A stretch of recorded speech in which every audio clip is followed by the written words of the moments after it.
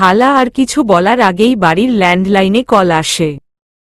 খালা তখন ভয় পেয়ে যায়। রিতার দিকে চেয়ে বলে, এই ফোনে তো খালি সাহেবই কল করেন। সাহেব কি তাইলে বুঝা গেছেন? রিতা আর মেহুলও দুশ্চিন্তায় পড়ে। রিতা বলে, খালা, আপনি ভয় না পেয়ে কলটা রিসিভ করুন। দেখুন কি বলে। খালা ভয় ভয় ফোনটা তুলে কানে লাগায়। ওপাশ থেকে সাদরাজ তখন জিজ্ঞেস করে, খালা, আমাদের বাসায় কেউ কি এসেছে? খালা ভয় ভয় রিতা আর মেহুলের দিকে তাকায়। কি বলবে বুঝতে পারছে না। মিথ্যে বলার পর ধরা পড়লে আরও বিপদ। এইদিকে সত্য বলারও উপায় নেই। সাদরাজ আবার জিজ্ঞেস করে, কি ব্যাপার খালা, কিছু বলছো না কেন? আমি ক্যামেরাতে দেখেছি। কে এসেছে? আসলে সাহেব, একটা নতুন মহিলারে আমি খবর দিছিলাম। ওই যে আমাদের ম্যাডাম বাসায় একা একা থাহেন। এখন তো আপনিও নাই।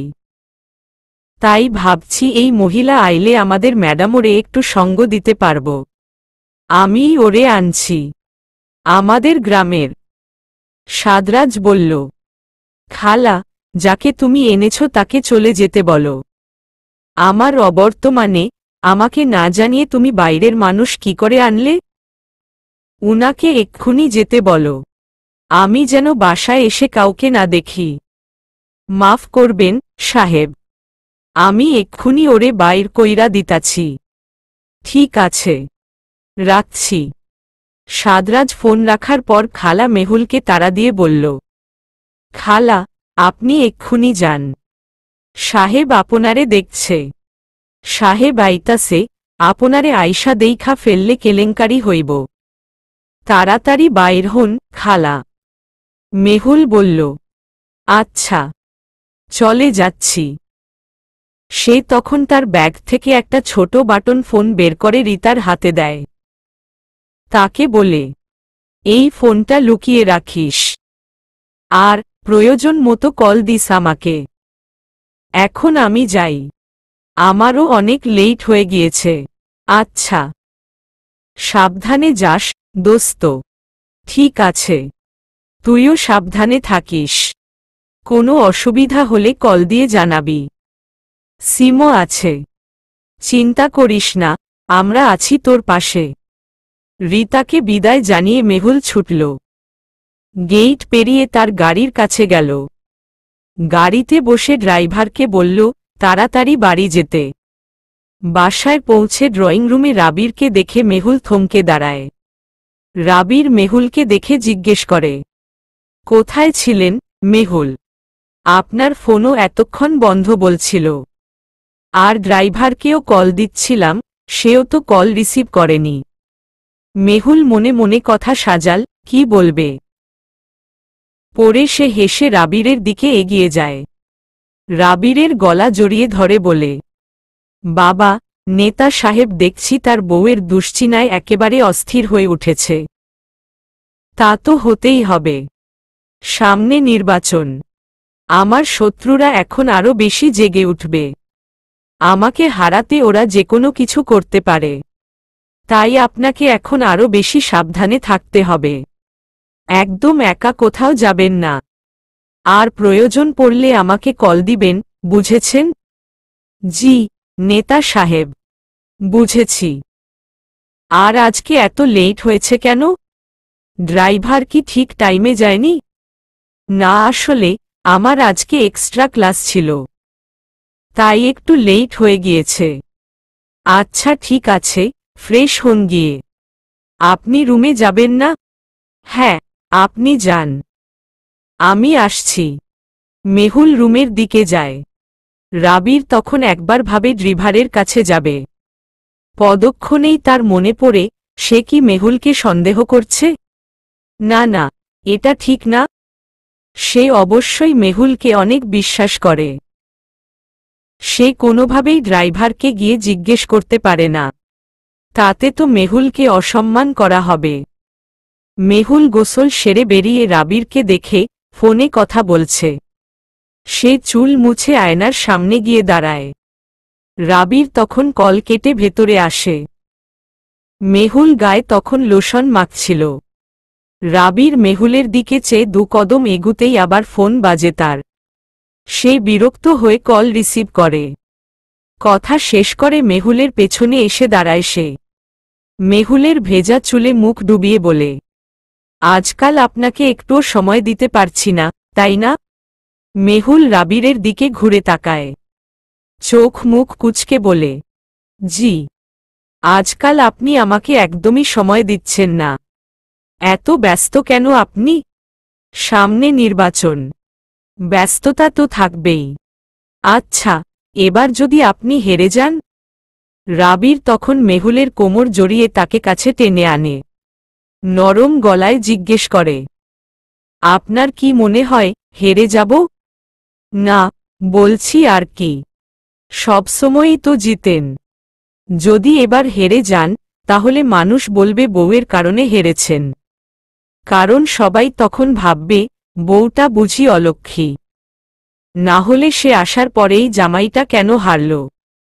ব্যাপারটা ভীষণ হাস্যকর, মেহুল। আমার হারজিতের সাথে আপনার কি সম্পর্ক? সম্পর্ক আছে।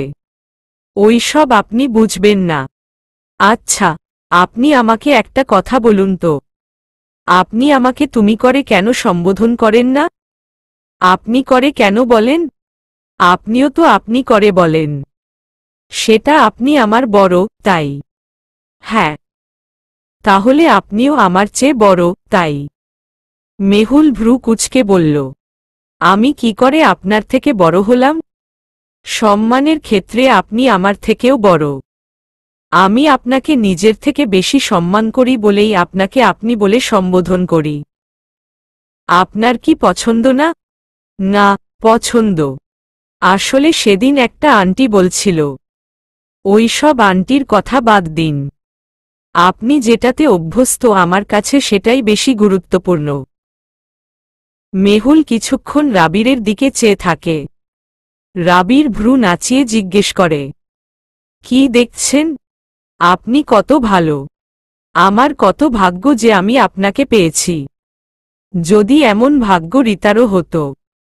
রাবির দীর্ঘশ্বাস ফেলে বলল, আল্লাহ ভালো মানুষের সাথে খারাপ কিছু হতে দিবেন না, মেহুল। আল্লাহ আছেন তো। উনি সব ঠিক করে দিবেন। মেহুল তখন বলল, একটা কথা বলবো? বলুন। রাগ করবেন না তো? না, বলুন। আপনার আর সাদরাজ আহমেদের সম্পর্কটা আবার ঠিক হয়ে গেলে ভালো হতো না? এটা সম্ভব না। কেন সম্ভব না? জানি না। তবে এইটুকু জানি, এটা আর সম্ভব না। চাইলে সব সম্ভব। রাবির মেহুলকে ছেড়ে দাঁড়ায়। ঘড়ির দিকে চেয়ে বলে, 4টা বাজে। চলুন, খেতে হবে। মেহুল রাবিরের পেছনে পেছনে ডাইনিং রুমে যায়। সেখানে খালা সব বেড়ে রেখেছেন। রাবির একটা চেয়ার টেনে বসল। খালাকে জিজ্ঞেস করল, মা কি ঘুমাচ্ছেন? জি। খালা খেয়ে দিয়ে ঘুমাই পড়ছেন। আচ্ছা। মেহুল ধীরে ধীরে খাচ্ছে। মনের ভেতরে কথার প্যাচ চলছে তার। কিন্তু মুখ ফুটে কিছু বলতে পারছে না। এত কথা মনে চেপে রাখলে খাবার কি আর গলা দিয়ে নামে? নামে না। তাই সেও খেতে পারছে না। রাবির খেয়াল করে ব্যাপারটা। মেহুলের দিকে চেয়ে জিজ্ঞেস করে, কি ব্যাপার, মেহুল? আপনি খেতে পারছেন না? না, খাচ্ছি তো। কই? প্লেটের খাবার তো নড়ছে না। কি হয়েছে, শরীর খারাপ লাগছে? না না, আমি একদম ঠিক আছি। আসলে অস্থির লাগছিল। কেন? কিছু হয়েছে? কোনো সমস্যা? ভার্সিটিতে কোনো প্রবলেম হয়েছে? না। তাহলে? মেহুল ইতস্তত স্বরে বলল, আপনার সাথে আমার কিছু কথা আছে। আপনি বিকেলে বাসায় থাকবেন, প্লিজ। আচ্ছা, ঠিক আছে। থাকব। এখন খেয়ে নিন। খাওয়া দাওয়া শেষ করে মেহুল আর রাবির তাদের রুমে যায়। রাবির ফ্রেশ হয়ে এসে দেখে মেহুল বিছানায় বসে বসে হাত কচলাচ্ছে। রাবির খেয়াল করেছে মেহুল যখন কোনো ব্যাপার নিয়ে খুব দুশ্চিন্তায় থাকে তখন সে এমন করে। সে মেহুলের পাশে গিয়ে বসে মেহুলের দু হাতের উপর হাত রেখে মোলায়েম সুরে জিজ্ঞেস করে, কি হয়েছে মেহুল? মেহুলের অস্থির চোখ জোড়া একটু শান্ত হয়। রাবিরের দিকে চেয়ে বলে, আপনাকে কিছু কথা বলবো। আপনি আগে প্রমিস করুন সব শুনে আপনি আমার উপর রেগে যাবেন না। না, রাগব না। বলুন, প্রমিস করছেন? হ্যাঁ, প্রমিস। আপনি কি জানেন আপনারা সাদরাজ আহমেদের মাঝে এসব ঝামেলাকে তৈরি করেছেন? রাবির কপাল কুঁচকায়, জিজ্ঞেস করে, এসব কথা আবার কেন তুলছেন? বলুন না। রাবির বড় করে নিঃশ্বাস ফেলে বলে, হ্যাঁ, জানি। কে? সাদরাজ আহমেদের বাবা, শাহাদাত আহমেদ। আর সাদরাজের আহমেদের মাকে কে খুন করেছে জানেন?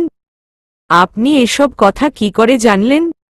রাবির অবাক হয়। মেহুল বলে, জেনেছি। এখন আপনি বলুন আপনি এটা জানেন কিনা? রাবির মাথা নাড়িয়ে বলে, না, এটা জানলে তো সব সমস্যার সমাধানই হয়ে যেত। আমি জানি। রাবির বিস্মিত হয়। মেহুল বলে, সাদরাজ আহমেদের মাকে উনার বাবা শাহাদাত আহমেদই খুন করেছেন। তারপর সব দোষ আপনার উপর চাপাতে চেয়েছেন। রাবিরের বিস্ময় কাটছে না। সে কিছু বুঝতেই পারছে না। অবাক হয়ে জিজ্ঞেস করল, আপনি এত কিছু কিভাবে জানলেন মেহুল? কার কাছ থেকে আপনি এসব শুনেছেন? মেহুল খানিক চুপ থেকে বলে, রীতা আমাকে এসব বলেছে। রাবির কপালে ভাঁজ ফেলে জিজ্ঞেস করে, আর উনি এসব কার কাছ থেকে জেনেছেন? রীতা যে বাড়িতে থাকে সেখানে একজন খালা আছেন। উনিই রীতাকে এসব বলেছেন। আর রীতা এসব রিসিপশনের দিন আমাকে বলেছিল। আপনি ভীষণ ব্যস্ত ছিলেন বলে আপনাকে আর বলার সুযোগ পাইনি। রাবির চিন্তায় পড়ে। এত বছর পর পুরনো সেই ঘটনাগুলো আবার মস্তিষ্কে সজাগ হয় তার। তখনও তার সন্দেহ হয়েছিল শাহাদাত আহমেদের উপর। কিন্তু প্রমাণ ছিল না বলে কিছু বলতে পারেনি। সাদরাজও অবিশ্বাস করেছিল। তার কাছে বন্ধুত্ব আর বিশ্বাসের কোনো মূল্যই ছিল না। সেসব কথা ভাবলে এখনও কষ্ট লাগে তার। রাবির দীর্ঘশ্বাস ফেলে বলে, এখন আর সত্যি জেনেই বা কি হবে? আর তো কিছু করার নেই। মেহুল অস্থির গলায় বলে, কে বলেছে কিছু করার নেই? আপনি ওই শাহাদাত আহমেদের শাস্তির ব্যবস্থা করবেন। উনি অন্যায় করেছেন। উনাকে তো শাস্তি পেতেই হবে। সম্ভব না মেহুল। প্রমাণ ছাড়া কিছু সম্ভব না। 5 বছর আগে যে জিনিসের কোনো প্রমাণ বের করতে পারিনি, 5 বছর পর সেই জিনিসের উপযুক্ত প্রমাণ কোত্থেকে বের করব? পারবেন। আপনাকে চেষ্টা করতে হবে। আমাদের কাছে প্রমাণ আছে। খালা সব জানেন। উনিই আমাদের সাহায্য করতে পারবেন। উনি কেন আমাদের সাহায্য করতে যাবেন? নিজের জীবন রিস্কে ফেলে কেউ কাউকে সাহায্য করে না মেহুল। মেহুল ভাবে কি করবে। পরে বলে, খালাকে আমি আর রীতা রাজি করাব। রাবির ফিচের স্বরে বলে, এসবের মাঝে আপনাদের জোড়ানোর দরকার নেই। আমি পরে সব ব্যবস্থা করব। নিজেরা কোনো সিদ্ধান্ত নিবেন না প্লিজ। হিতে পড়ে বিপরীত হবে। আপনি আমার পাশে আছেন তো? আমার কিছু হবে না। মেহুল, আমি কিন্তু বারণ করেছি।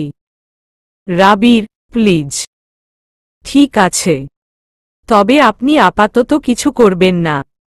যখন আমি বলবো তখন করবেন। নিজে থেকে কোনো স্টেপ নিবেন না। এমনিতেই খুব দুশ্চিন্তায় আছি। আমি চাই না আর নতুন করে কোনো বিপদ আসুক। আচ্ছা, ঠিক আছে। আপনি যা বলবেন, যেভাবে বলবেন, সেভাবেই সব হবে। সাদরাজ রুমে এসে দেখে রীতা আয়নার সামনে দাঁড়িয়ে আছে। আয়নায় সাদরাজের প্রতিবিম্ব দেখে সে ঘুরে তাকায়। সাদরাজকে দেখে মেকি হাসে। সাদরাজ তার দিকে এগিয়ে আসে। রীতার কাছে দাঁড়িয়ে জিজ্ঞেস করে, আমার আসার কথা শুনে শাড়ি পরেছ? একটু আগেও তো কামিজ পরা দেখলাম। রীতা জিভ দিয়ে ঠোঁট ভেজায়। মনে মনে ভাবে, লোকটা কত কিছু খেয়াল করে। পরে সে মুখে হাসি ফুটিয়ে তুলে বলে, জি, আপনি আসবেন বলে শাড়ি পরেছি। সাদরাজ বাঁকা হাসে। বলে, রূপ দিয়ে মন গলবে না। বাই দা ওয়ে, একটু আগে কে এসেছিল? রীতা মৃদু সুরে বলে, একটা মহিলা। সাদরাজ তার দিকে আরেকটু এগিয়ে আসে। বলে, মহিলাটা বোধ হয় তোমার খুব কাছের। তাই তো এত সাদরে তাকে বাসার ভেতর নিয়ে এলে। তা কে সে? আমি কি চিনি? রীতা কথা সাজায়। একদম ঘাবড়ানো যাবে না। সে নিজেকে স্থির করে বলে, আমি উনাকে চিনি না। খালা বলেছেন আনার জন্য, তাই এনেছি। কিন্তু দারোয়ান তো বলল, তুমি বলেছ।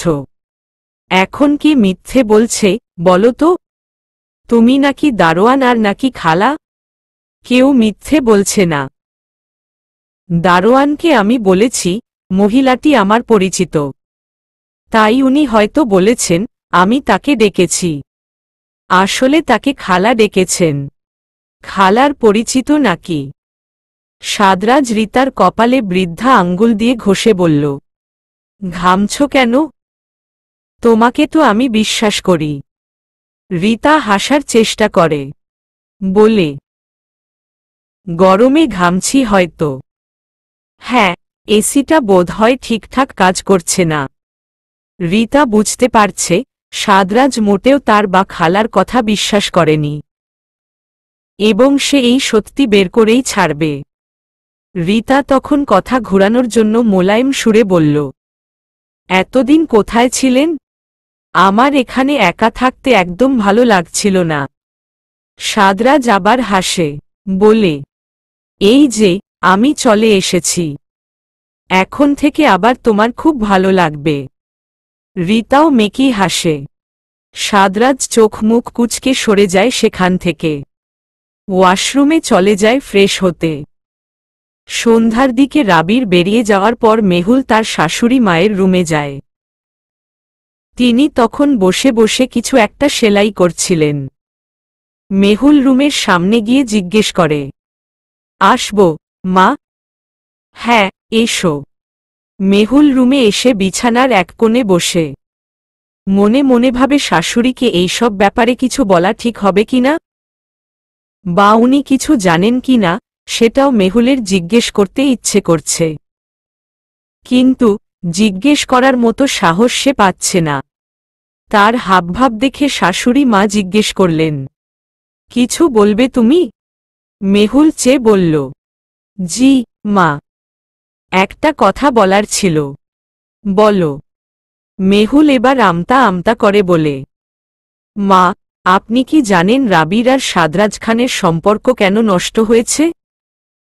না, আমার এসব জানার প্রয়োজন নেই। মেহুল খানিকটা অবাক হল। তাও সে বলল, এসব হয়েছে সাদরাজ আহমেদের বাবা শাহাদাত আহমেদের জন্য। উনি সব নষ্টের মূল। উনি। মেহুল, এসব নিয়ে তুমি কেন কথা বলছ? কি দরকার? কে কি করেছে না করেছে সেসব জেনে আমার আর তোমার কারোরই কোনো কাজ নেই। তাই অযথা এসব নিয়ে ঘাটাঘাটি করো না। তোমার কাজ পড়াশোনা আর সংসার করা। তুমি সেসব নিয়েই ব্যস্ত থাক। আর ইলেকশনের পর একটা সুখবর যেন পাই, সেই ব্যবস্থাই করো। এছাড়া আর অন্য কোনো ঝামেলায় নিজেকে জড়িও না। মেহুলের আশা সব হতাশায় পরিণত হল। তার শাশুড়ি বরাবরই এমন অদ্ভুত টাইপের মানুষ। কোনো কিছুতেই উনার কিছু যায় আসে না। খালি ছেলে আর ছেলের বউকে হাতে রাখতে পারলেই চলল। বাকি সব রসাতলে যাক, তাতে উনার কি। মেহুল পরে আর কথা না বাড়িয়ে নিজের রুমে চলে যায়। সাদরাজ বারান্দায় বসে ল্যাপটপে কিছু একটা করছে। রীতা খুব সাহস করে তার দিকে একটা কফির মগ এগিয়ে দেয়। সাদরাজ কপাল কুঁচকায়, জিজ্ঞেস করে, হঠাৎ এত যত্ন? নিজের জন্য বানাচ্ছিলাম, ভাবলাম আপনার জন্যও বানাই। খেতে ইচ্ছে না করলে সমস্যা নেই। সাদরাজ কফির মগটা হাতে নেয়। রীতা তখন আবার ইতস্তত সুরে বলে, আমি একটু এখানে বসব? হু। রীতা বসে। সাদরাজ কফিতে চুমুক দিয়ে নিজের কাজে আবার মনোযোগ দেয়। রীতাও কিছুক্ষণ চুপচাপ কফি খায়। অনেক ভেবে সাহস নিয়ে বলে, আপনার মা বাবার সাথে আমার দেখা করাবেন না? কথাটা হয়তো সাদরাজের পছন্দ হয়নি। সে ক্ষুব্ধ চোখে রীতার দিকে চেয়ে বলল, তুমি কি বারবার ভুলে যাও তোমাকে আমি কেন বিয়ে করেছি? তোমাকে আমি সারা জীবন বউ হিসেবে রেখে দেওয়ার জন্য বিয়ে করিনি যে মা বাবার সাথে ঘটা করে পরিচয় করিয়ে দিতে হবে। আমার যেই কয়দিন প্রয়োজন সেই কয়দিনই তুমি এখানে থাকবে, তার বেশি একদিনও না। বুঝতে পেরেছ? রীতার এখন আর খারাপ লাগে না। সে অন্যদিকে ঘুরে কফিতে চুমুক দেয়। জিজ্ঞেস করে, কফিটা কেমন হয়েছে? রাবির ভ্রু কুঁচকে তাকায়। মেয়েটার মুড মিনিটেই বদলে গেল কি করে। সে আর জবাব দেয় না। রীতা তার দিকে তাকায়, মৃদু হেসে বলে, মানুষ কত অদ্ভুত না, এক নিমিষেই সব শেষ করে ফেলতে পারে। তাহলে এই বন্ধুত্ব, এই ভালোবাসার আর কোনো মূল্যই রইল না। একটা মিথ্যে কথা কত সহজে সবকিছু শেষ করে দিয়েছে। অথচ বোকা মানুষ সেই মিথ্যেটা ধরতেই পারে না। ইস, মানুষটা কি বোকা। সাদরাজ ল্যাপটপটা বন্ধ করে রীতার দিকে তাকায়। শক্ত গলায় জিজ্ঞেস করে, এসব তুমি কি বলছো, কাকে বলছো? রীতা আফসোসের সুরে বলে, আর বলবেন না, আমার একটা বন্ধু আছে। মেহুল না, কিন্তু অন্য একজনের কথা বলছি। আমার সেই বন্ধু তার বেস্ট ফ্রেন্ডের সাথে সমস্ত সম্পর্ক শেষ করে দেয় শুধুমাত্র একটা মিথ্যা কথার ভিত্তিতে। অথচ সে একবার যাচাইও করেনি আদৌ সেই কথাটা সত্যি নাকি মিথ্যা। ও যা শুনেছে তাই বিশ্বাস করেছে। আর সেই মিথ্যা বিশ্বাসের উপর ভিত্তি করে সে তার এত বছরের বন্ধুত্বকে নিমিষেই শেষ করে দিয়েছে। একবারও তার বেস্ট ফ্রেন্ডের কথা ভাবেনি, তার কষ্টের কথা ভাবেনি। কত বোকা ও, তাই না? আমার তো ওর জন্য খুব আফসোস হয়। সাদরাজ হঠাৎ করেই ভীষণভাবে রেগে যায়। সে রীতিমতো চেঁচিয়ে উঠে বলে, কি সমস্যা তোমার? তুমি এসব কথা আমাকে কেন বলছো? আমি কি কিছু শুনতে চেয়েছি? চাইনি তো। তাহলে এসব ফালতু কথা আমাকে বলছো কেন? রীতা উঠে দাঁড়ায়। অসহায় সুরে বলে, আপনি রেগে যাচ্ছেন কেন? আমি তো কেবল আমার সেই বন্ধুর কথা মনে পড়ছিল বলে বলছিলাম। সাদরাজের রাগ কমে না। সে ক্ষিপ্ত সুরে বলে, যাও, রুমে যাও। আর ভবিষ্যতে এসব ফালতু কথা ভুলেও আমার সামনে বলবে না। বুঝতে পেরেছ? রীতা মাথা ঝাঁকিয়ে বলল, আচ্ছা। সে তারপর রুমে চলে আসে। কিন্তু সাদরাজের রাগ আর কমে না। পুরনো ঘায়ে যেন আবার নুনের ছিটা পড়েছে। তাই এত বছর পর সেই ঘা আবারও তার যন্ত্রণায় কুঁকড়ে ওঠে। আজ বেশ অনেকদিন পর রাবির আর সাদরাজ আবার মুখোমুখি হয়। একটা মিটিংয়ের দৌলতে তাদের এই সাক্ষাৎ। সাদরাজ আজ আর রাবিরকে দেখে কিছু বলেনি। তার রাগ, ক্ষোভ, বিদ্বেষ আজ আর প্রকাশ করেনি। রাবিরকে উপেক্ষা করে মিটিং শেষ করে সে চলে যায়। সাদরাজের এমন ঠান্ডা ব্যবহারে রাবির অভ্যস্ত নয়। তাদের যখনই দেখা হয়েছে সাদরাজ তো তখনই তার উপর ক্ষিপ্ত হয়েছে। আজ তবে সে এত শান্ত কেন? রাবির তার গাড়ির কাছে ফিরে এলে তার পিয়ে বলে, স্যার, সাদরাজ আহমেদের এমন ঠান্ডা ব্যবহার কিন্তু মোটেও সুবিধার লাগছে না। নির্ঘাত উনি কোনো ফন্দি আটছেন। রাবির নিঃশ্বাস ফেলে বলে, যাই করুক, অন্যায় করে অন্তত ও জয়ী হতে পারবে না। স্যার, আপনি কি আজকে এলাকায় বের হবেন? হ্যাঁ, বিকেলে বের হব। ইলেকশনের প্রচারণার কাজ কতটুকু হচ্ছে দেখতে হবে। ঠিক আছে, স্যার। আমি সব ব্যবস্থা করে রাখব। খালা রান্না করছেন। রীতা রান্নাঘরের দরজায় হেলান দিয়ে দাঁড়িয়ে খালাকে জিজ্ঞেস করল, আচ্ছা খালা, সাদরাজের বাবা কি আমাদের বিয়ে সম্পর্কে জানেন? খালা বললেন, বড় সাহেবের অনুমতি ছাড়া তার ছেলে কিছুই করেন না। ওহহ, তাহলে সবকিছু বাপ বেটা মিলেই করছেন? বাপের বুদ্ধিতেই পোলা সব করে। আমার না উনার বাবার সাথে দেখা করতে খুব ইচ্ছে করছে। একটা মানুষ এত খারাপ হয় কি করে, উনাকে জিজ্ঞেস করতে পারতাম। থাক খালা, এসব কথা আপনি সাহেবের সামনে কিন্তু ভুলেও কইয়েন না। সাহেব কিন্তু খুব চেইতা যাইব। আপনার সাহেব এমনিই চেতে। উনার চেতার কোনো কারণ লাগে না। আপনি খালা সাহেবরে বসে আনতে পারতেছেন না? এত সুন্দর রূপরে কাজে লাগান না কেন? রীতা দীর্ঘশ্বাস ফেলে বলে, রূপ দিয়ে মানুষকে কতক্ষণ বসে রাখা যায়? এই রূপের মোহ চলে গেলে বশের ক্ষমতাও চলে যাবে। তখন আর লাভের লাভ কিছুই হবে না। একটা কথা কমু, খালা? বলুন না। একটা বাচ্চা লইয়া লন। বাচ্চা হইলেই দেখবেন সব ঠিক হইয়া গেছে। রীতা হেসে বলে, কি বলেন? বাচ্চা নিব? এই এত কিছুর মধ্যে বাচ্চা নেওয়ার চিন্তা তো আমি করতেই পারি না। আর সবচেয়ে বড় কথা হল, আমি যাকে এখনো ভালোই বাসতে পারিনি তার বাচ্চা গর্ভে ধারণ করা অসম্ভব ব্যাপার। খালা তখন চোখ মুখ কুঁচকে বললেন, তাইলে কেমনে কি করবেন? এই সামনের ইলেকশনে সাহেব আর রাবির খানের ঝামেলা আরও বাড়ব। তখন সেটারই তো একটা ব্যবস্থা করতে হবে। দাঁড়ান, আমি একবার মেহুলকে কল দেই। রীতা তার লুকিয়ে রাখা ফোনটা এনে মেহুলকে কল দেয়। মেহুল ফোন দেখছিল। রীতার কল দেখে কল রিসিভ করে সে। মেহুল তার কাছ থেকে ওই দিকের খবরাখবর নেয়। রীতার অবস্থার কথা জিজ্ঞেস করে। রীতা বলে, আপাতত সবকিছু ঠিকঠাক আছে।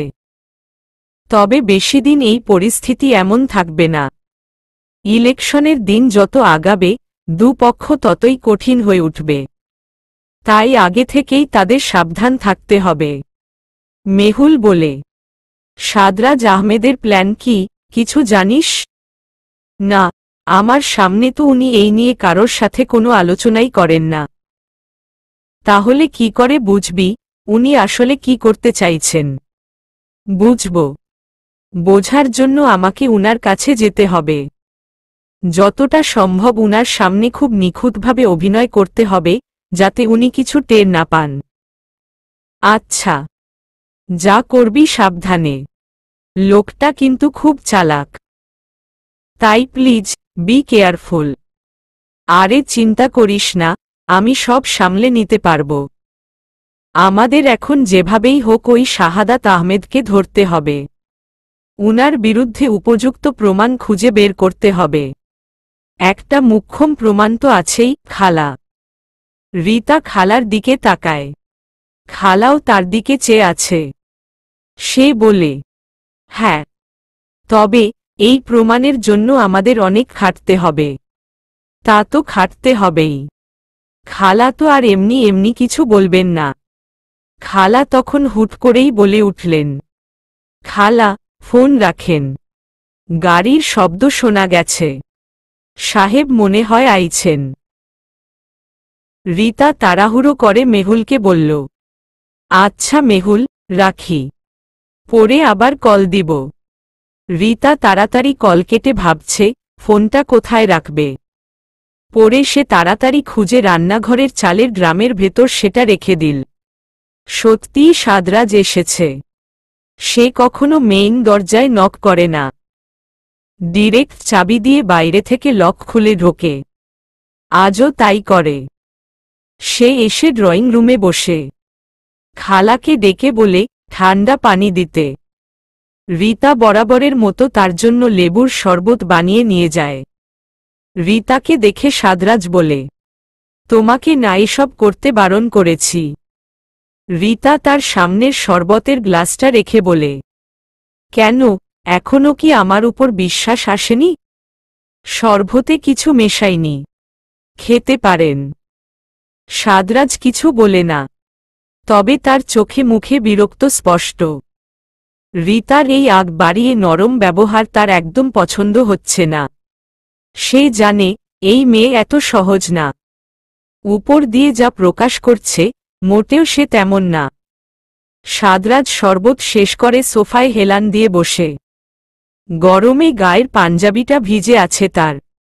চোখ মুখ দেখে ক্লান্ত লাগছে। রীতা মৃদু সুরে জিজ্ঞেস করে, মাথা টিপে দিব? সাদরাজ বিরক্ত সুরে বলে, আমি বলেছি? না, আপনাকে দেখে মনে হচ্ছে মাথাটা টিপে দিলে একটু আরাম পাবেন, তাই। আমাকে নিয়ে তোমার এত ভাবার কোনো প্রয়োজন নেই। নিজেকে নিয়ে ভাবো। সামনে তোমার জন্য অনেক কিছু অপেক্ষা করছে, তাই আগে থেকেই সে সবের প্রস্তুতি নাও। রীতা তখন মৃদু হাসে, বলে, হ্যাঁ, আমি জানি তো। সামনে আপনার ইলেকশন, আর সেই ইলেকশনে আপনি জিতবেন। আর সবাই তখন আমাকে নেতার বউ বলবে। আর এই কথাটা শোনার জন্য তো আমি এখন থেকেই প্রস্তুত। সাদরাজ এবার উঠে বসে রীতার দিকে কপাল কুঁচকে চেয়ে বলে, মাথায় কি চলছে তোমার? আমার সাথে চালাকি করতে এসো না, রীতা। আমার সাথে তুমি পেরে উঠবে না। রীতা জোরে নিঃশ্বাস ফেলে সাদরাজের পাশে বসে সাদরাজের দিকে চেয়ে বলে, আপনার সাথে লাগার সাহস আমার নেই। আমি তো শুধু একটা সুন্দর সম্পর্ক চাই। বিয়ে যখন হয়েছে তখন সবকিছু স্বাভাবিকভাবে মেনে নিন না। এত রাগ, এত জেদ আর আক্ষেপ দেখিয়ে কি লাভ? কি পাবেন? একটু ক্ষমতা, যেটা আবার ক্ষণস্থায়ী। তাহলে এই ক্ষণস্থায়ী জিনিসের জন্য এত কেন কষ্ট? দরকার কি? জীবনকে সহজ চোখে দেখুন, দেখবেন সবকিছু কত সুন্দর। সাদরাজ সামনের গ্লাসটা দূরে ছুঁড়ে মারে। সেটা এক নিমিষেই চূর্ণ বিচূর্ণ হয়ে যায়। সাদরাজের এমন কাণ্ডে রীতা হতভম্ব। সাদরাজ তার দিকে চেয়ে বলে, যাও, ওই গ্লাসটা আবার জোড়া লাগিয়ে নিয়ে এসো। তারপর আমি তোমার সব কথা মেনে নিব। রীতা কি বলবে বুঝে না। সাদরাজ বলে, কি হলো, পারবে না? তাহলে আমিও পারব না। আমার থেকে যে সবকিছু কেড়ে নিয়েছে তাকে আমি কখনোই ক্ষমা করতে পারব না। আপনার থেকে কে সবকিছু কেড়ে নিয়েছে? সাদরাজ দাঁতে দাঁত চেপে জবাব দেয়, রাবির খান। রীতা বলে, আমি যদি বলি না, রাবির খান কিছু কেড়ে নেয়নি? সাদরাজ বাঁকা হাসে, বলে, তা তো তুমি বলবেই। উনি তো আবার তোমার বেস্ট ফ্রেন্ডের হাজবেন্ড। অন্যায় যে করবে শাস্তি তাকে পেতেই হবে। আর সে হোক আমার বেস্ট ফ্রেন্ডের হাজবেন্ড অথবা আমার হাজবেন্ড। শাস্তি সবার জন্য সমান। সাদরাজ উঠে দাঁড়ায়, কর্কশ স্বরে বলে, তুমি যেটা জানো না সেটা নিয়ে কথা বলতে এসো না। রীতা তখন শক্ত গলায় বলে উঠে, আপনার মাকে রাবির খান মারেননি। সাদরাজ থমকে দাঁড়ায়। রীতার দিকে চেয়ে বলে, তুমি এসব কি করে জানলে? রীতা নিজেকে কিছুটা ধাতস্থ করে বলে, খালা বলেছেন। সাদরাজ আরেক দফা অবাক হয়। চোয়াল শক্ত হয়ে উঠে তার। সে চেঁচিয়ে ডেকে উঠে, খালা, খালা, এখানে আসো। খালা সাদরাজের চিৎকার শুনে ভয়ে তার সামনে এসে দাঁড়ায়। কাপা কাপা স্বরে জিজ্ঞেস করে, কি হইছে সাহেব? সাদরাজ উনার দিকে চেয়ে কর্কশ গলায় জিজ্ঞেস করে, তুমি রীতাকে কি বলেছ? খালা এবার আরো ভয় পান। ভীত চোখে রীতার দিকে তাকান। রীতা উঠে দাঁড়ায়, নরম গলায় বলে, খালা, ভয় পাবেন না। আপনি আমাকে যা যা বলেছেন সাদরাজকে তা সব বলুন। উনাকে সব সত্যি জানাতে হবে। উনার মনের ভুল ধারণাকে পাল্টাতে হবে। বলুন খালা। খালার ঠোঁট কাঁপছে। তিনি ক্রমাগত ঢোক গিলছেন। কি বলবেন বুঝতে পারছেন না। সাদরাজ দাঁতে দাঁত চেপে উনাকে আবারও একই প্রশ্ন করে। খালা ভয় পাচ্ছেন খুব। তিনি কম্পিত সুরে বলেন, আমি কাউরে কিছু কই নাই। আমি কিছু জানি না। রীতা অবাক হয়ে খালার এক হাত জড়িয়ে ধরে। উনাকে অনুরোধ করে বলে, খালা, প্লিজ ভয় পাবেন না। সত্যিটা বলুন। প্লিজ খালা। খালা তার হাত ছাড়িয়ে বলল, কইলাম তো আমি কিছু জানি না। আমারে মাফ করবেন। আমি কাজে যাই। এই বলে তিনি দ্রুত সেখান থেকে চলে যান। রীতা বিস্মিত হয়ে খালার যাওয়া দেখে। সাদরাজ তখন ক্ষিপ্ত কণ্ঠে জিজ্ঞেস করে, কেন মিথ্যে বললে? রীতা সাদরাজের দিকে তাকায়। মিয়ে যাওয়া সুরে বলে, আমি কোনো মিথ্যে বলিনি। সত্যিই এসব কিছু আমাকে খালা বলেছেন। আর খালা এখন আপনার সামনে ভয় পাচ্ছেন। আপনার মাকে রাবির ভাইয়া মারেননি। উনাকে মেরেছেন। Shut up. আর একটাও বাজে কথা বলবে না। দিনকে দিন তোমার সাহস বেড়েই চলছে। এই সব ব্যাপারে কথা বলার সাহস হয় কি করে তোমার? তুমি কি ভেবেছ আমি কিছু বলি না বলে তুমি যা খুশি তাই করবে আর আমি সবকিছু মেনে নিব? তোমাকে এবার এর শাস্তি পেতে হবে। চলো। সাদরাজ এই বলে রীতার হাত ধরে টেনে তাকে উপরে নিয়ে যায়। রীতা বুঝতে পারছে না তার সাথে কি হতে চলেছে। সে সাদরাজকে বারবার অনুরোধ করে বলছে একবার তাকে বিশ্বাস করার জন্য। কিন্তু সাদরাজ এখন আর হুঁশে নেই। মাথা রাগে ফেটে যাচ্ছে তার। সে রীতাকে সেই স্টোর রুমটার ভেতরে নিয়ে গিয়ে রাগী গলায় বলে, তুমি আজ থেকে এখানেই থাকবে। আর আমি না চাওয়া অবধি এই রুম থেকে তোমাকে কেউ বের করতে পারবে না। এই বলেই সাদরাজ বাইরে এসে দরজা লক করে দেয়। রীতা ভেতর থেকে চেঁচাতে থাকে। কিন্তু তার কান্না ভেজা স্বর সাদরাজের কান অবধি আর পৌঁছায় না। সাদরাজ তার রুমে চলে যায়। এখনো রাগ কমছে না তার। রীতা তাকে কেন এসব বলল?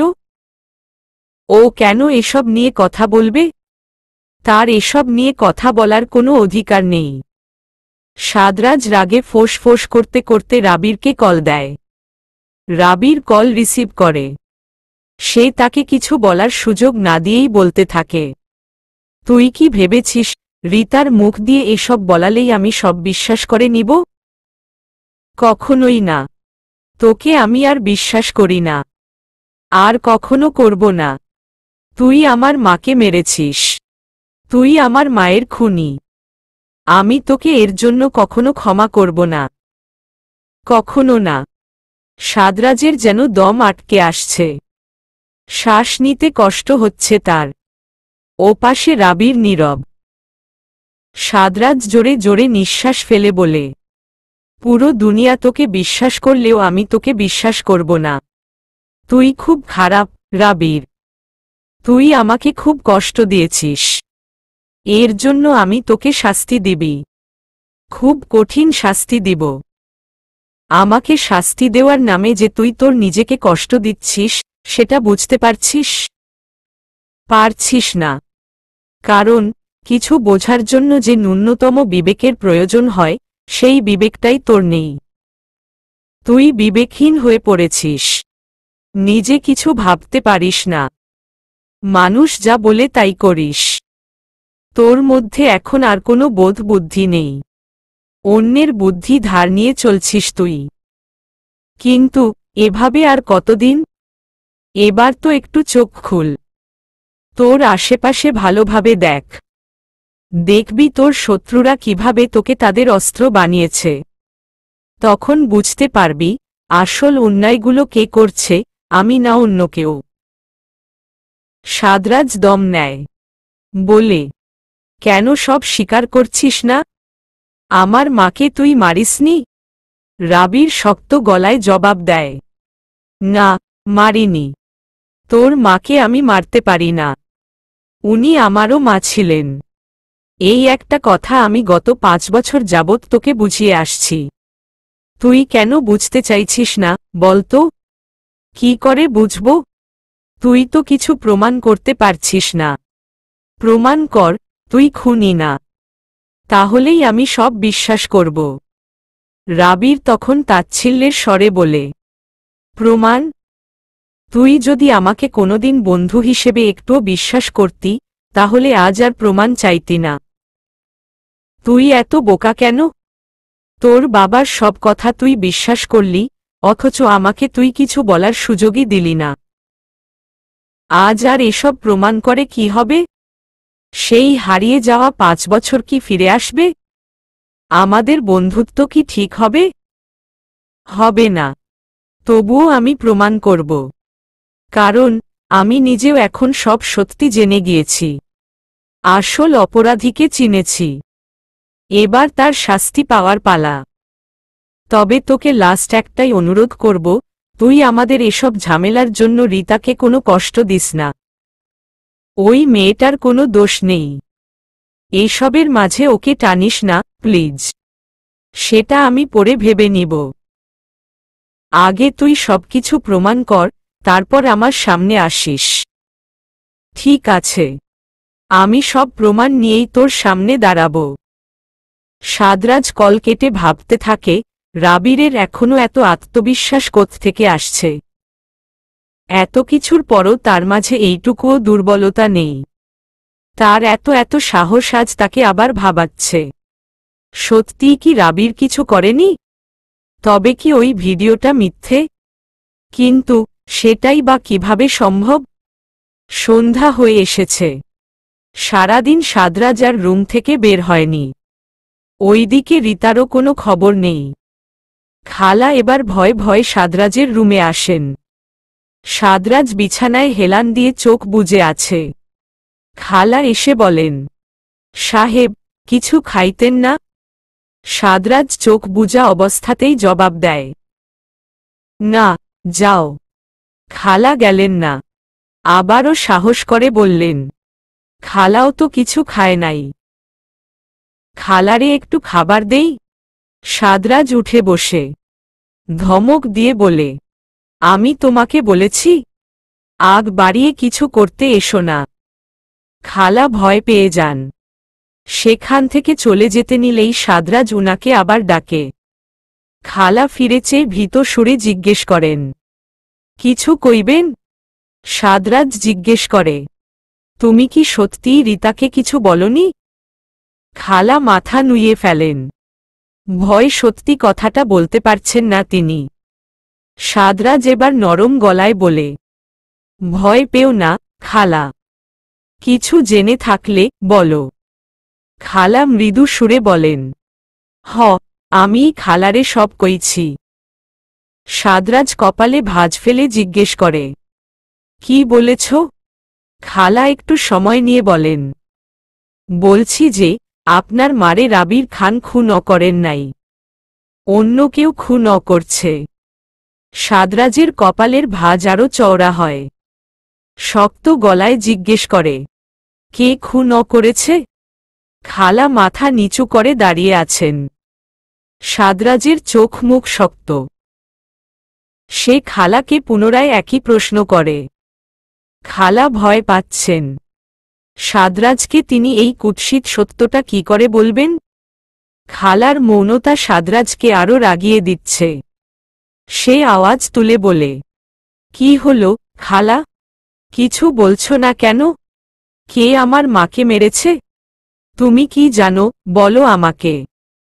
খালা ঢোক গিলে ভীতু সুরে বলে, আপনি আমার কথা বিশ্বাস করতেন না, উল্টা আরো চেইতা যাইবেন।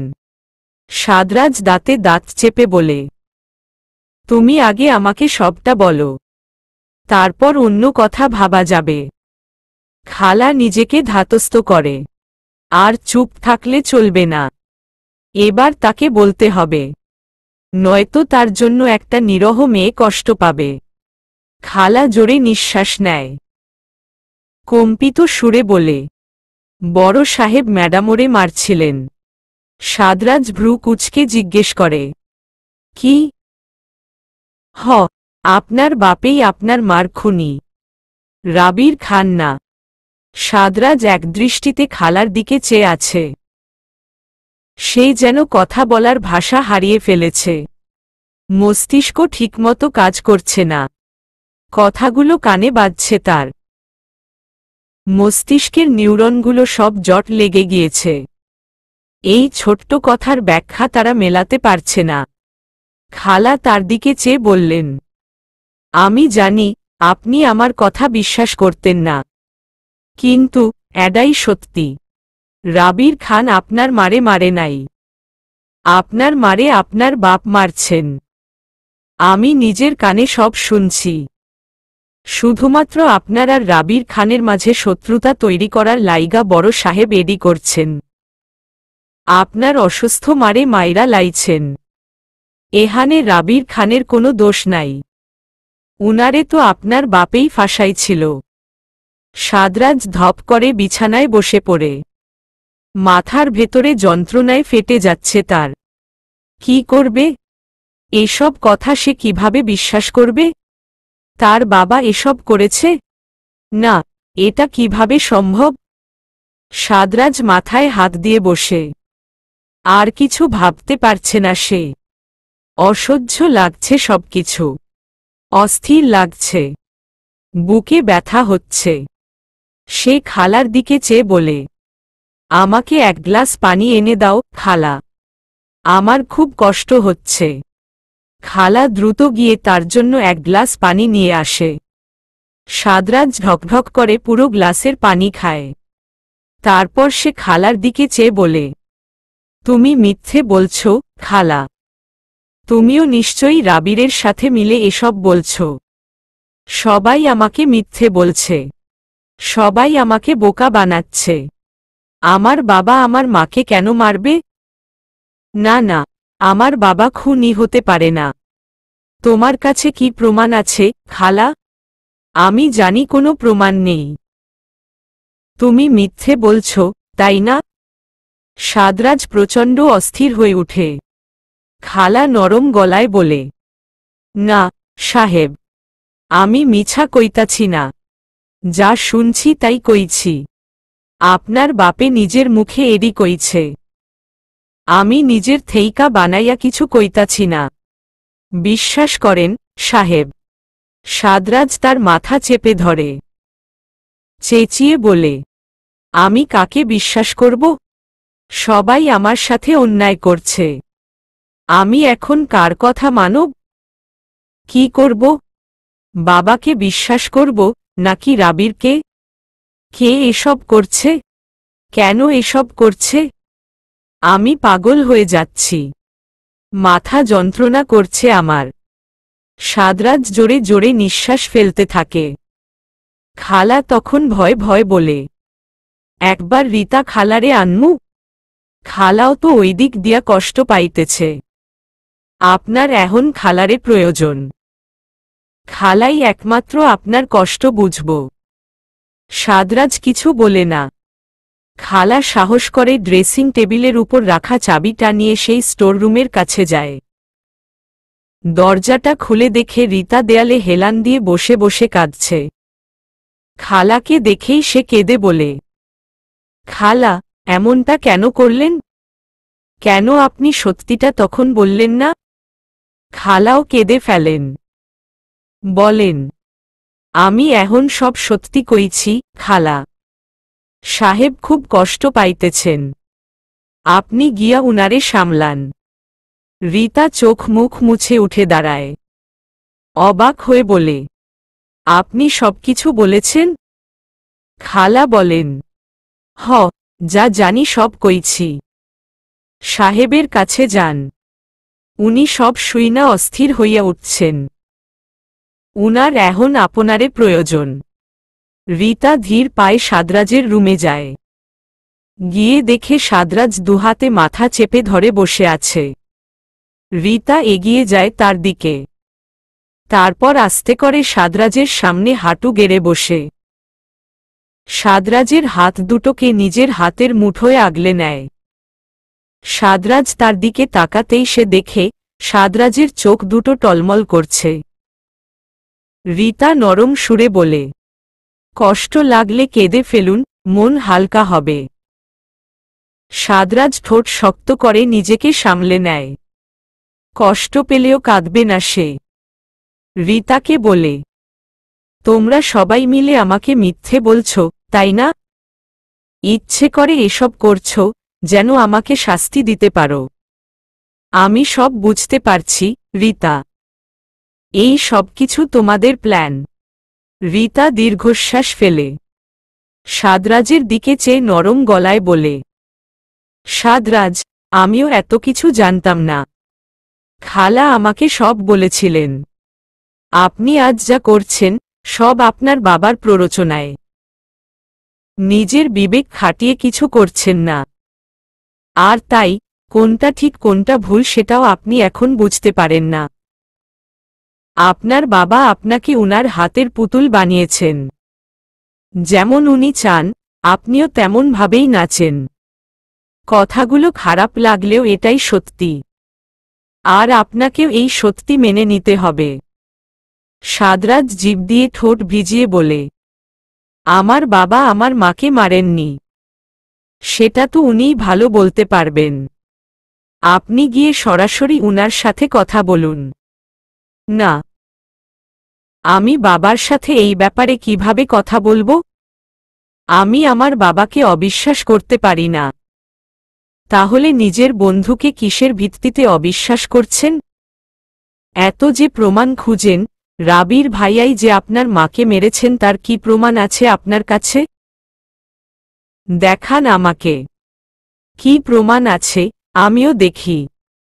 সাদরাজ অন্যদিকে চেয়ে বলে, একটা ভিডিও আমার ফোনে এখনো আছে। কোথায়, আমাকে দেখান সেটা। সাদরাজ ফোন বের করে একটা পুরনো ভিডিও বের করে রীতার হাতে দেয়। 2 সেকেন্ডের একটা ভিডিও হবে হয়তো, যেখানে দেখা যাচ্ছে একটা ছেলে একজন অসুস্থ মানুষের মুখ থেকে তার অক্সিজেন মাস্কটা খুলছে। ব্যাস এইটুকুই। রীতা মনোযোগ দিয়ে ভিডিওটা দেখে, বারবার দেখে। ছেলেটা রাবির, সে চিনতে পারে। হয়তো বেডে শুয়ে থাকা অসুস্থ মহিলাটা সাদরাজের মা। রীতা ভিডিওটা দেখে বলে, এটাতে কি প্রমাণ হয় রাবির ভাইয়া আপনার মাকে মেরেছেন, তাই তো? হ্যাঁ, ভিডিওতে স্পষ্ট দেখা যাচ্ছে রাবির মায়ের মুখ থেকে অক্সিজেন মাস্কটা খুলেছে। এবং তারপরই মা শ্বাসকষ্টে মারা যান। রীতা তখন জিজ্ঞেস করে, আর এই ভিডিওটা তখন কে করেছিল? বাবার একজন কর্মচারী। সেই কর্মচারী ওই মুহূর্তে রাবির ভাইয়াকে না আটকিয়ে ভিডিও বানাচ্ছিল। আশ্চর্য। আসলে সে বলেছিল সে নাকি ভয়ে তখন রাবিরের কাছে যেতে পারেনি, যদি রাবির তাকেও কোনোভাবে মেরে দেয়। বাহ, ভালো তো। তাই সে কাউকে না ডেকে বসে বসে ভিডিও বানাচ্ছিল। এর জন্য ওকে শাস্তি দেওয়া হয়েছিল। রাবিরের সাথে ওর নামেও বাবা মামলা করেছিলেন। তাতে লাভ কি হয়েছে? খুনি তো আর কোনো শাস্তি পায়নি। শাস্তি পেয়েছে সব নির্দোষেরা। তবে একটা কথা জানেন কি, আপনি ভীষণ বোকা। আপনাকে সবাই খুব সহজেই বোকা বানাতে পারে। সাদরাজ চোখ মুখ কুঁচকে চেয়ে আছে। রীতা বলে, ভিডিওটা ভালোভাবে দেখুন তো। 2 সেকেন্ডের একটা ভিডিও। যেটাতে দেখা যাচ্ছে রাবির ভাইয়া মাস্কটা খুলেছে, আর তার আগে পিছে কিছু নেই। এইটুকুই। দিন এবার, মোবাইলটা আমাকে দিন। আমি আপনাকে ভিডিওটা অন্যভাবে দেখাই। সাদরাজকে অনেক বুঝিয়ে রীতা রাবির আর মেহুলকে কল দিয়ে সেখানে আসতে বলে। সাদরাজ তখনও বিষণ্ণ হয়ে বসে আছে, কেবল মাথাটা ঝিমঝিম করছে। মনের অস্থিরতা তার এইটুকুও কমেনি। রীতা তাকে কিছুক্ষণ বুঝিয়েছে, কিন্তু সাদরাজের ভঙ্গিমাতে রীতা কিছুই আন্দাজ করতে পারছে না। ভাবছে, আদৌ সাদরাজ তার কথা বিশ্বাস করছে তো? তখন রাত 9টা বাজে। বাইরে আজ দমকা হাওয়া বইছে। প্রকৃতি হঠাৎ কেন যেন খুব অস্থির হয়ে উঠেছে। এই ঝড়ো বাতাস বয়েই রাবির মেহুলকে নিয়ে সাদরাজের বাড়িতে এল। রীতা দুজনকে গেইটের সামনে থেকে নিয়ে ভেতরে প্রবেশ করে। সাদরাজ তার রুমে, রীতা তাদের সেই রুমেই নিয়ে যায়। রুমে গিয়ে সাদরাজকে দেখে চমকে যায় রাবির। সেদিনের মতো আজও সাদরাজকে এলোমেলো লাগছে, যেন মনে মনে তীব্র যন্ত্রণায় ফেটে যাচ্ছে সে। রাবির তার দিকে এগিয়ে যায়, হতাশ চোখে চেয়ে থাকে কিছুক্ষণ। সাদরাজ চোখে তুলে আকুতি ভরা কণ্ঠে জিজ্ঞেস করে, তুই মাকে মারিসনি? রাবির কি বলবে? সাদরাজের চোখ মুখ দেখে ভীষণ কষ্ট হচ্ছে তার। সে কি করে বলবে তার জন্মদাতা বাবা তার সাথে এত অন্যায় করে আসছে? কিভাবে এই ছেলেটাকে এত কষ্ট পেতে দেখবে সে? সাদরাজ উত্তরের আশায় চেয়ে আছে। রাবির জিভ দিয়ে শুকনো ঠোঁট ভিজিয়ে বলে, না, আমার বাবা আমার মাকে মেরেছেন। রাবির মাথা নাড়ায়। সাদরাজ জোরে জোরে নিঃশ্বাস নেয়। বুঝতে পারে বুকের ব্যথাটা ক্রমে ক্রমে তীব্র হচ্ছে। সে কি বলবে? রীতা ভিডিওটা যখন আবার রিভার্স করে দেখালো, তখনই সে বুঝতে পারল ব্যাপারটা। তাও মনকে বোঝাতে পারছে না। সে কিভাবে তার বাবার বিরুদ্ধে যাবে? বাবা ছাড়া আছে কে তার? সাদরাজের চোখ জোড়া ভেজা। সে নতমস্তকে বসে আছে, কোনো কথা বলছে না। বাইরে খুব ঝড় হচ্ছে।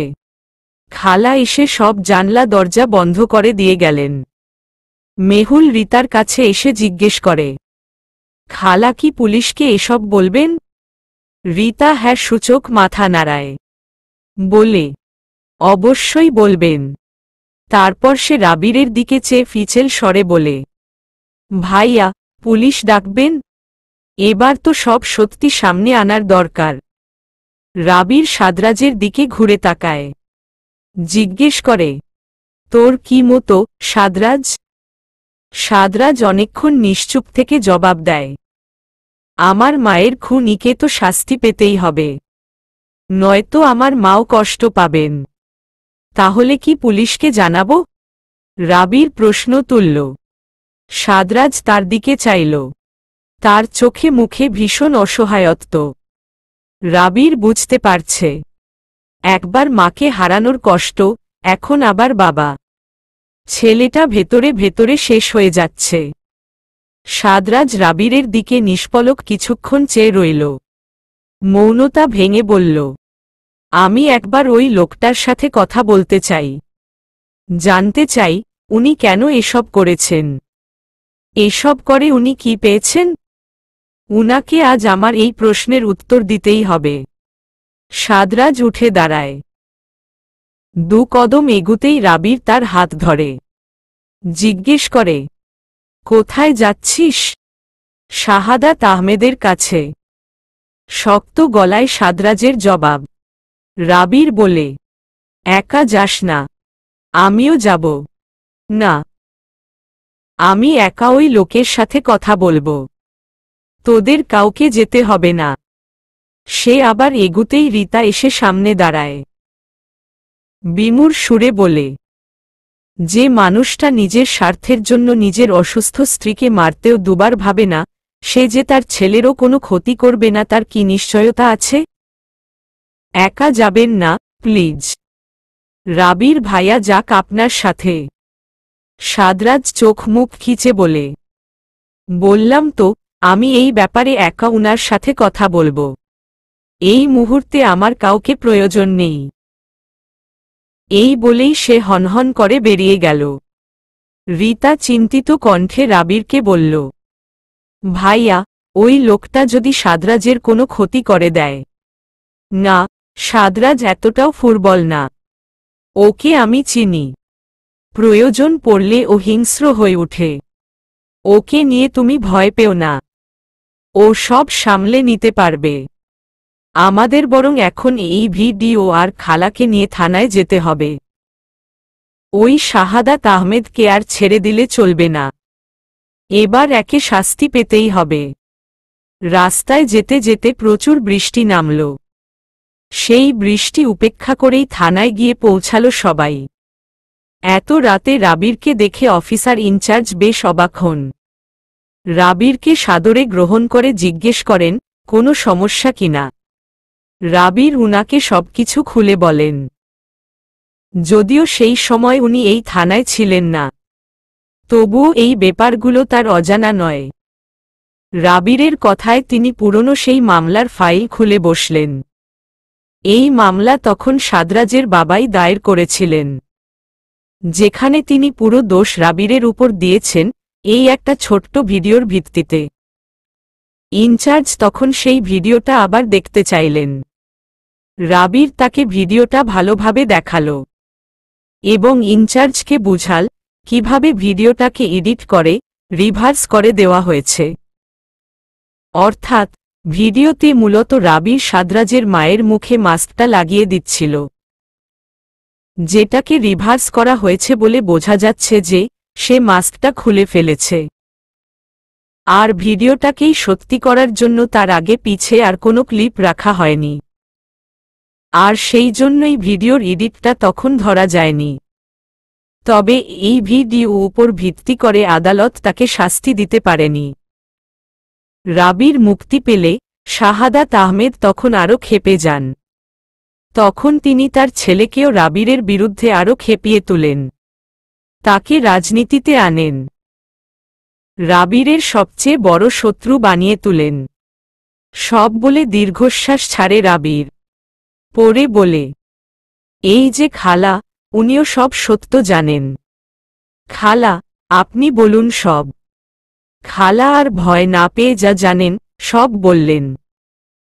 সব শুনে ইনচার্জ বললেন, এ তো মারাত্মক ব্যাপার। এই ছোট্ট একটা নির্বাচনে জয়ের জন্য মানুষ এত কিছু করতে পারে? নিজের ওয়াইফকে মেরে ফেলে? ভাবা যায়। জি অফিসার, এই একটা ব্যাপার আমাদেরও খুব কষ্ট দিচ্ছে। ওই খারাপ লোকটার খুব কঠিন শাস্তির ব্যবস্থা করতে হবে। মেহুল কথাগুলো বলে দম নেয়। অফিসার খানিক ভেবে বলেন, হ্যাঁ, তা তো অবশ্যই। আপনারা তার আগে একটা মামলা লিখে যান। আমরা কালই যাব উনাকে অ্যারেস্ট করতে। কাল না, আজই। কারোর গলার শব্দে সবাই গেইটের দিকে তাকায়। দেখে সাদরাজ এসেছে তার বাবাকে নিয়ে। তার রক্তিম চোখ, বাবার মিয়ে যাওয়া চোখ মুখ। হুইল চেয়ারে ধাক্কা দিয়ে বাবাকে সামনে এনে সাদরাজ কাঁপতে কাঁপতে বলে, উনাকে এক্ষুনি জেলে ঢুকান অফিসার। সবাই অবাক হয়ে সাদরাজকে দেখছে। ইনচার্জ জিজ্ঞেস করেন, উনি কি উনার সব অন্যায় স্বীকার করেছেন? সাদরাজ জোরে নিঃশ্বাস ছাড়ে। বাবার সামনে পা ভাঁজ করে বসে শক্ত গলায় বলে, বলো তুমি কি কি করেছ? সবার সামনে আজ তুমি সবকিছু স্বীকার করবে। শাহাদাত আহমেদের সমস্ত ক্ষমতা যেন নিমিষেই ফুরিয়ে গিয়েছে। তিনি যেন শক্ত পাথরখণ্ড জমে বসে আছেন। সাদরাজ তার হুইল চেয়ারে শক্ত করে চাপড় মারে, চেঁচিয়ে বলে, শাহাদাত আহমেদ, আপনাকে কিছু বলতে বলেছি। বলুন। চুপ থাকলেও আজ আপনি বাঁচতে পারবেন না। শাহাদাত আহমেদ ভয় ভয় ছেলের দিকে তাকান। ছেলের ওই চোখ জোড়া দিয়ে যেন আগুন ঝরছে। তিনি ভয়ে চোখ নামিয়ে ফেলেন। তবে কি আজ সত্যিই উনার বিনাশের পালা? এত তাড়াতাড়ি উনার সব ক্ষমতা শেষ হয়ে গেল? আজই কি জীবনের শেষ দিনে উনার? কথাগুলো মনে মনে ভেবেই কেঁদে ফেলেন উনি। বলেন, চলবে।